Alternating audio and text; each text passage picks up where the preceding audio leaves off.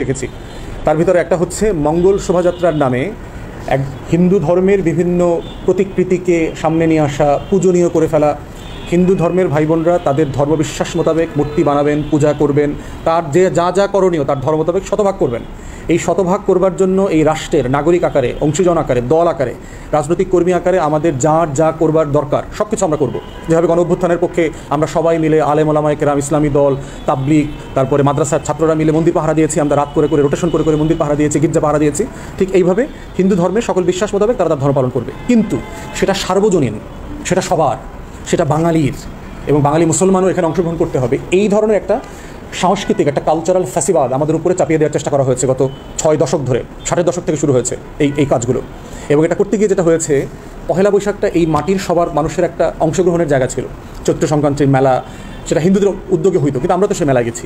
আমরা সেখানে গিয়ে চরকিতে চড়তাম ছোটোবেলায়। তারপরে এখনও গ্রামে গঞ্জে বিভিন্ন জায়গাতে আপনার চৈত্র সংক্রান্তির মেলা আছে।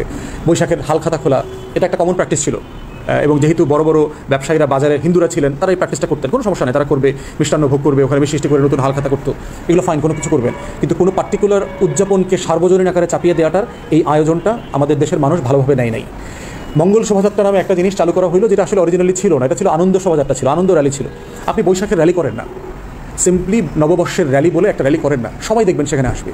কিন্তু যখনই আপনি মঙ্গলের আশ্রয় নেওয়ার প্রশ্ন আসবে, আপনি যখন সূর্যোদয়ের সাথে সাথে সূর্য দেবতার পূজা করে তাকে ওয়েলকাম করে গান গাইবেন, এইটা অনেকের কাছে ভালো লাগবে না, এটা বাঙালি মুসলমানের কাছে ভালো লাগবে না। এর মানে সে এইটা না যে সে বাংলা নববর্ষের বিপক্ষের লোক। এই সিম্পল জিনিসগুলো, এই কালচারাল ফ্যাসিবাদ আমাদেরকে সার্বজনীন আকারে চাপিয়ে দেওয়ার চেষ্টা করা হয়েছে। আমরা বারবার বলেছি, আমাদের নববর্ষ উদযাপনটাকে সবার করেন। সবার কীভাবে করবেন? ঢেকিকে সামনে নিয়ে আসেন। ঢেকিতে পার পেরে, আমরা ছোটোবেলায় পার পেরেছি না? ওটা ঢেকি মুসলমানের বাড়িতেও ছিল, হিন্দুর বাড়িতেও ছিল। আপনি গ্রামের এই চৈত্র বৈশাখের সব শাকসবজিকে নিয়ে আসেন। গ্রামের এই সময় তো কেউ গ্রামে গঞ্জে ইলিশ দিয়ে পান্তা ভাত খায় না। আমরা গ্রামের ছেলে বড় হয়েছি, গ্রামে তো কোনোদিন ইলিশ মাছ দিয়ে পান্তা ভাত খায়নি। পান্তা ভাত খায় মানুষ মরিচ পোড়া দিয়ে, কাঁচামরিচ দিয়ে খায়, আলু ভর্তা দিয়ে খায়, ডিম ভাজি দিয়ে খায়। অতএব এই শহরের এই ধরনের ফাইজলামি বন্ধ করেন। এগুলো নাই তো গ্রামে। আপনি যদি এটা আমার আচরণকে, আমার ট্র্যাডিশনকে, আমার ঐতিহ্যকে তুলে ধরতে চান, এটা সত্যতার সাথে করেন। এটাকে বাকাবাস করছেন কেন? ইলিশ মাছ হচ্ছে এই রাষ্ট্রের সবচেয়ে ধনী লোকের একটা খাবার, সেটাকে আপনি বলছেন আপনি সার্বজনীন। তাহলে ওই দিক থেকে আপনি একটা অন্য ধর্মের পূজনীয় জিনিস চাপিয়ে দিচ্ছেন। ইলিশ মাছ খাওয়ানোর না আপনি একটা বুর্জুয়া ধনী লোকের প্র্যাকটিসকে গরিব মধ্যবিত্তের উপর চাপিয়ে দিচ্ছেন। তাহলে এটা সার্বজনীন কেন হচ্ছে?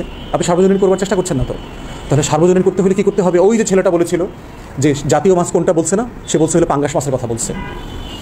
সে মনে করে যে তেলাপিয়া মাছ হচ্ছে বাংলাদেশের জাতীয় মাছ, কারণ মাছের বাজারে এটাই সবচেয়ে সস্তা গোশতওয়ালা মাছ, যেটা 160 টাকা 180 টাকা কেজিতে পাওয়া যায়। অতএব পান্তা পিয়া করেন। তেলাপিয়ার পিয়া দিয়ে দেখলাম কেউ বলছে পান্তা পিয়া করেন। এই কোয়ান্টাম মেডিটেশন থেকে দেখলাম বিভিন্ন জায়গাতে আয়োজন করছে এবং খুব সস্তায় তারা করছে। আপনি তো ভাই গরিব মানুষকে রিপ্রেজেন্ট করতে হবে। এটাকে যদি আপনি সার্বজনীন করতে চান, আপনি সার্বজনীন করতে চাইলে আমার মোটর শাক, আমার আলুর শাক, আমার কলমি শাক, আমার পান পাতা, এগুলোকে তুলে ধরেন। আপনি আমার একতারা, আমার লালন, আমার হাসন রাজাকে তুলে নিয়ে আসেন। এখানে কেন কনসার্ট হবে? এখানে ব্যান্ড সঙ্গীত কেন বাজবে? আপনি করছেন পহেলা বৈশাখ, কিন্তু আপনি আয়োজন করছেন হচ্ছে ওয়েস্টার্ন হেভি মেটালের কনসার্ট আয়োজন করছেন কেন? এটা তো বৈশাখের সাথে যায় না। তাহলে আপনি ঘুড়ি কিনে আসেন না কেন?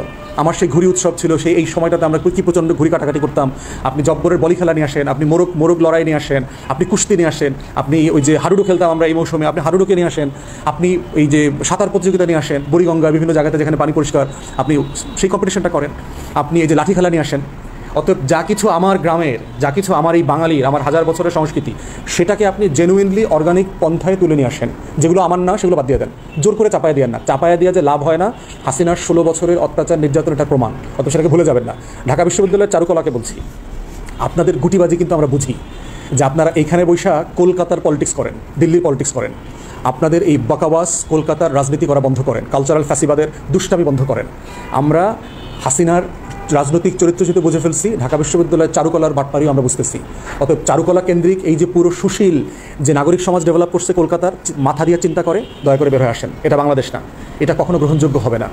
অতএব গ্রহণযোগ্য করতে চাইলে আমার মাটিতে ফিরে যান, আমার মাটিকে রিপ্রেজেন্ট করেন। এটাই হচ্ছে